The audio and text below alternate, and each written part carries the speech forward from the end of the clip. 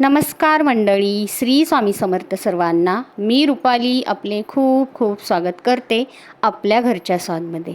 आज मी तुम्हाला दाखवणार आहे आमच्या घरची एक खास वाळवणाची रेसिपी. ती म्हणजे माझ्या आईने तयार केलेले मटकी डाळीचे झणझणीत सांडगे.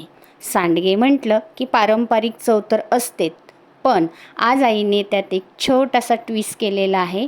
तर तुम्हाला तो कोणता हे ह्या व्हिडिओमध्ये पुढे नक्कीच कळेल. त्यासाठी तुम्हाला व्हिडिओ पूर्ण पाहायचा आहे.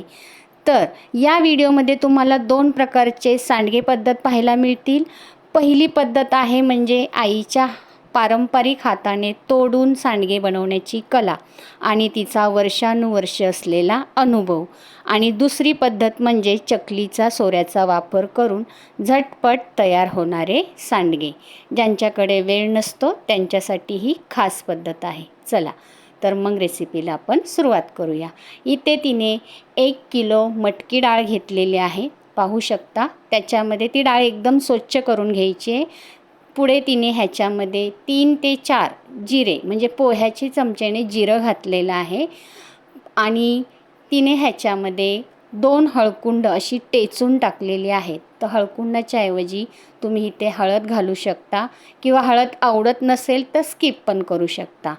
पण तिची काही खास पद्धत आहे म्हणून तिने ह्यामध्येच हळकुंड टाकलेली आहेत आणि हे आपल्याला घरघंटीवरून बारीक दळून आणायचे. आता हे तिने एकजीव करून छान असं पीठ दळून आणलेलं आहे. तर पिठामध्ये तिने चवीपुरतं मीठ टाकलेलं आहे. पुढे एक मसाला करून घेतलेला आहे. त्या मसाल्यामध्ये तिने लाल मिरच्या आणि लसूण असा मसाला करून घातलेला आहे. तर तुमच्या तिखटानुसार तुम्ही ह्याच्यामध्ये मिरची वापरू शकता. तर तिने ओल्याच लाल मिरच्या इथे घेतलेल्या आहेत. तुम्ही सुक्याही घेऊ शकता. आणि जरा लसूण जास्तीचा घ्यायचा आहे.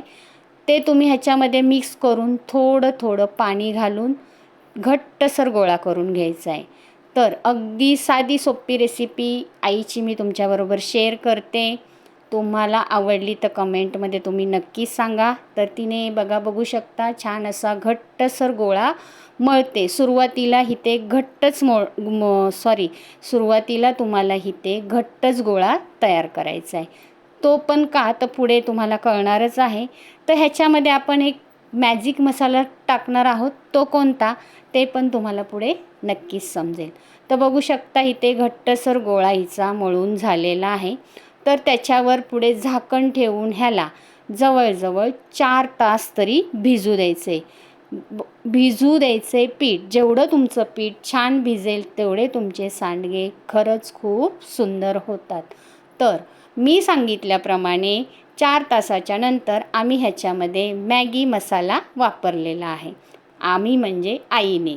तर का मी सांगितलं पीठ घट्ट करायला, कारण की पुढे आपण पाण्यामध्ये हा मॅगी मसाला मिक्स करून ह्या पिठामध्ये घालून पुन्हा एकदा पीठ जरा सैलसर भिजवून घेतलेलं आहे.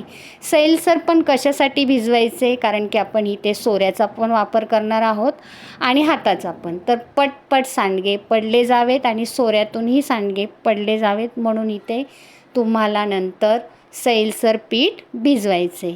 तर लागल तसं पाणी टाकून तुम्ही हे पीठ सैलसर मळून घ्यायचे. तर तुम्हाला सांगते, हा तुम्ही जर मॅगी मसाला टाकला ना, एकदा करूनच पहा. मॅगी मसाला टाकून बघा सांडग्यामध्ये. सांडग्याला खरंच खूप छान आणि सुंदर चव येते. तर ज्यांच्याकडे वेळ कमी आहे, वेळ नाही आहे, झटपट सांडगे बनवायचे आहेत, त्यांच्यासाठी हा चकलीच्या सोऱ्याचा वापर करून सांडगे तुम्ही करू शकता. पण ज्यांना अगदी पारंपरिक पद्धतीने सांडगे पाहिजे असतील आणि छान ते दिसायलासुद्धा खरंच खूप छान वाटत असतील, तर मग माझ्या आईच्या हाताने बघा तोडून सांडगे बनवण्याची पद्धत बघा, तिची खरंच खूप छान वाटली मला. आणि तिचा वर्षानुवर्षाचा अनुभव असल्यामुळे तिच्या हाताचे सांडगे अगदी खूप सुंदर पडत होते. पुढे तुम्हाला दाखवते मी. ते दिसतसुद्धा एवढे सुंदर होते ना, ते न वाळवताही बघूनच खावेसे वाटत होते. एवढे छान सांडगे तिने तोडले होते. तर तुम्हाला ह्याच्यातली कोणती पद्धत आवडली हे मला तुम्ही कमेंट करून नक्की सांगू शकता. तर बघू शकता आता ही सांडगे तोडते. पण एकदा तुम्ही असा सांडग्यांमध्ये ट्विस्ट करून पहा. बघा तुम्हाला नक्कीच आवडेल. तर पुढे आम्ही हे सांडगे उन्हामध्ये वाळायला घातले. तुम्ही सांडग्यांना 2 दिवसाचं किंवा 3 दिवसाचं छानसं ऊन द्या.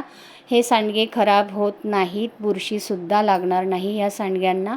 आणि पुढे आपले जे सोऱ्याचे सांडगे होते ते वाळल्याच्या नंतर असे निघतात. मग तुम्हाला किती छोटे मोठे पाहिजेत त्या आकाराचे तुम्ही तोडू शकता. ऐका नाही, ही अगदी सोऱ्याची पद्धत पण सोपी आहे. त्यांच्यासाठी मी सांगितले, ज्यांना हाताने सांडगे टाकायचा कंटाळा येत असेल त्यांच्यासाठी ही खास पद्धत.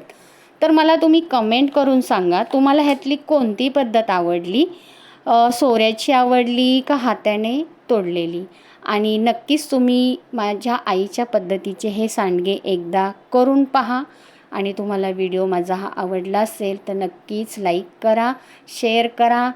चॅनल नवीन पाहिला असेल तर चॅनलला सबस्क्राईब नक्की करा. आणि तुम्ही पण असे छान सांडगे बनवून पहा. तर तुम्हाला बघू शकता खूपच सुंदर झालेले आहेत. तर आपण भेटूया पुढील एखाद्या नवीन व्हिडिओमध्ये एखादी नवीन पारंपरिक रेसिपी घेऊन. तोपर्यंत सर्वांना बाय बाय.